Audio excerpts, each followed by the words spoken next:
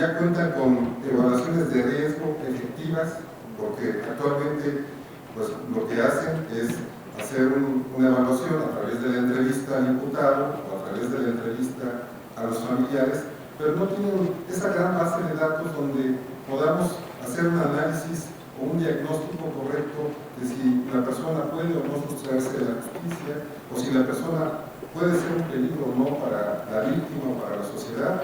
Creo que necesitamos fortalecer las UNECAS. Tenemos que darle un seguimiento efectivo a los procesados en libertad. Creo que hay que intentar con los brazaletes, me parece que es un gran mecanismo por el cual podríamos implementar en todas las entidades, pero creo que todavía no ha podido cuajar. Hay que dotarlas de personal suficiente y capacitado, así como de tecnologías y equipamiento. Solo como comentario, decir que la UNECA a nivel federal apenas se está creando. Si todavía esto no está fortalecido, ¿será momento de suprimir la prisión preventiva oficiosa? Creo que esa es una reflexión que nos tendríamos que hacer. Igualmente, con la capacitación a los policías, a los ministerios públicos que van a exponer, a los jueces que van a resolver. Muchas veces decimos, o nos dicen, es que no hay un ministerio público que plantee bien o que justifique bien una prisión preventiva justificada.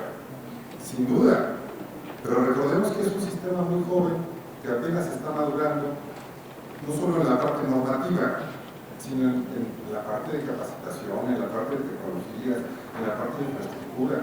Echemos un vistazo a las entidades federativas, cómo estamos. Veamos si ya hay posibilidad de dejar el auto de vinculación y la prisión preventiva oficiosa.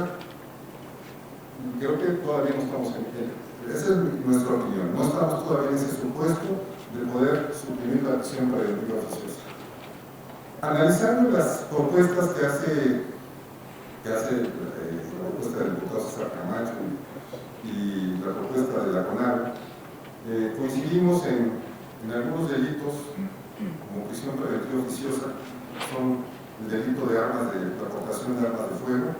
Sin duda que habrá que matizar esta parte, que no sean todos los casos, que no sea la persona porque esto pasa en la realidad, que no sea la persona que se le venció su licencia y en el momento que lo aseguraron tenía una licencia vencida, pero como la ley dice portación de arma, prisión preventiva oficiosa, pues irá a prisión preventiva. Que no sea el caso de la persona que desgraciadamente le robaron en 3 o 4 ocasiones o lo secuestraron y pues trae un arma para defenderse, que lo vamos a meter a la cárcel. Sin duda que es un delito, sí, pero la reflexión es, ¿tendrá que ser en prisión preventiva oficiosa o podrá hacerlo en libertad? Entonces, hay delitos que tenemos que matizar. ¿Cuáles son los casos que realmente queremos que estén adentro y cuáles son los que queremos que estén afuera? Robo, casa, habitación, por ejemplo.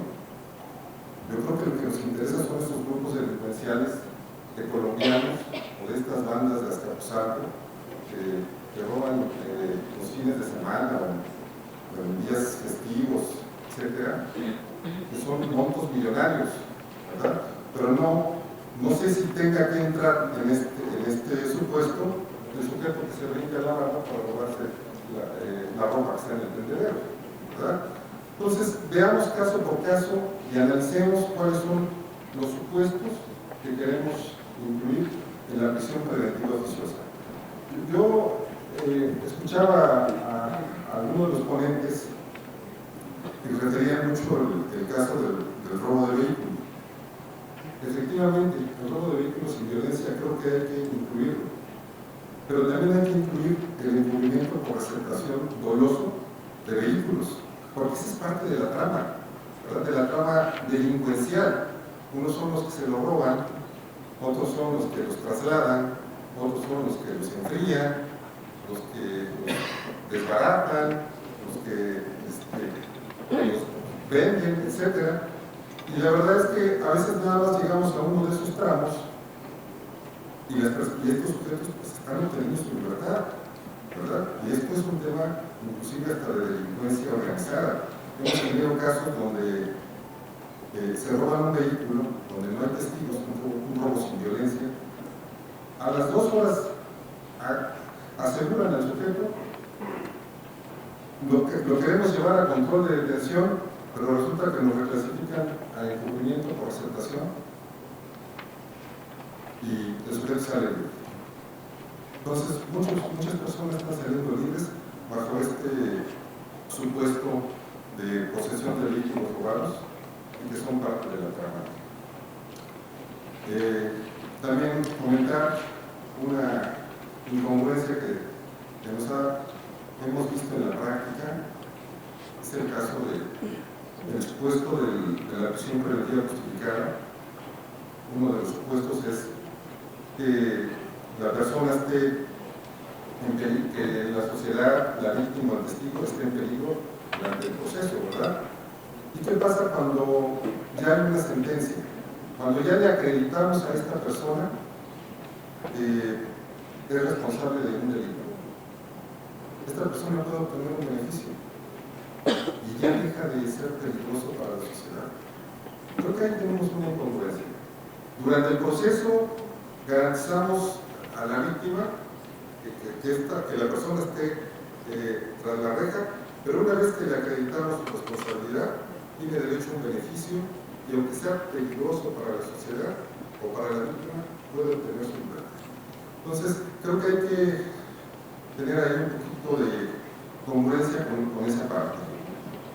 Caso urgente, formas de detención. Actualmente tenemos dos, flagrancia y caso urgente.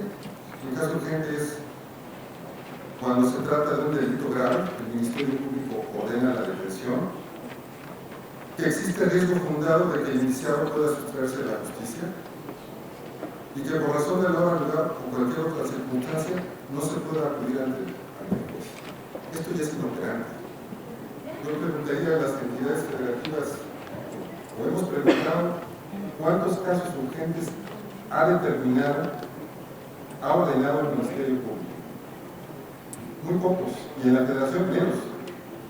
¿Por qué? Porque esta herramienta es inoperante.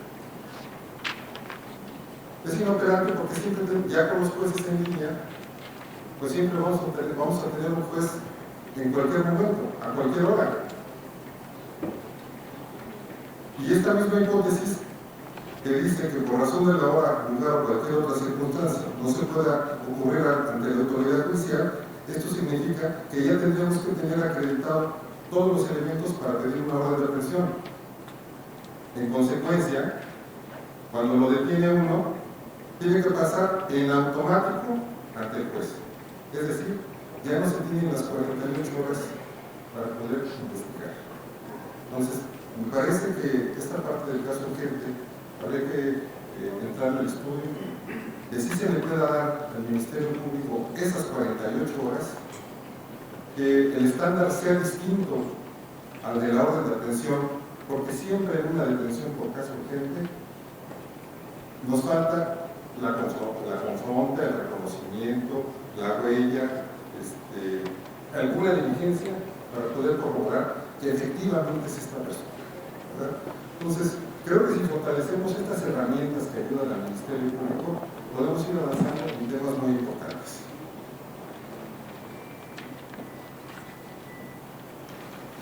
El tercer tema, delincuencia organizada.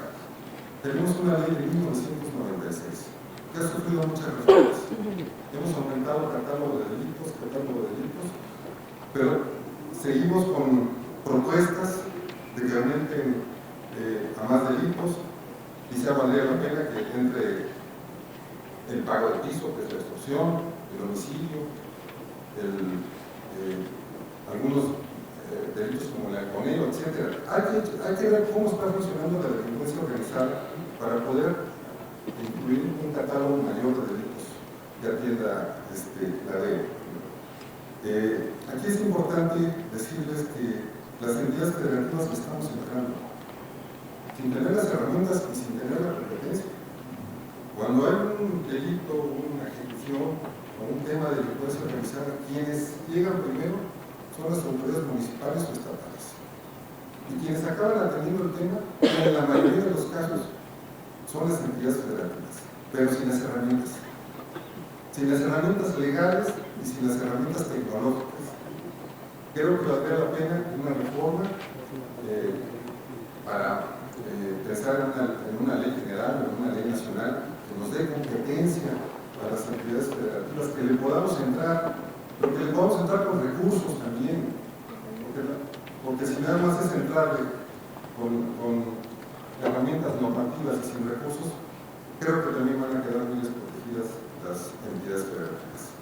Aquí habría que pensar también si es un catálogo lo que tenemos que tener para que sea competencia de delincuencia organizada, si necesitamos un catálogo de delitos o una regla. Porque, por ejemplo, el homicidio no está dentro del catálogo de delitos. ¿Cuántos homicidios tenemos cometidos por la delincuencia organizada? Pero no está en el catálogo. Y desgraciadamente, por no estar en ese catálogo, en automático van las entidades federativas. Pero sabemos que es delincuencia organizada, ¿verdad? Y así como ese, muchos otros delitos, el pago del piso, o las nuevas formas de comisión de la delincuencia organizada. Pues quizá valga la pena pensar en una regla flexible que abarque algunos delitos que se cometan en ese contexto de la delincuencia organizada, ¿verdad? Si es un homicidio que se cometió por la delincuencia organizada, pues automáticamente podría ser competente en las áreas de delincuencia organizada. Régimen excepcional, creo que sí, porque no estamos preparados todavía, y menos en esta materia de delincuencia organizada, y creo que es necesario un régimen excepcional. Geolocalización o localización geográfica en tiempo real. Aquí tenemos dos problemas. Para tener una geolocalización requerimos un control judicial, ex ante o ex post.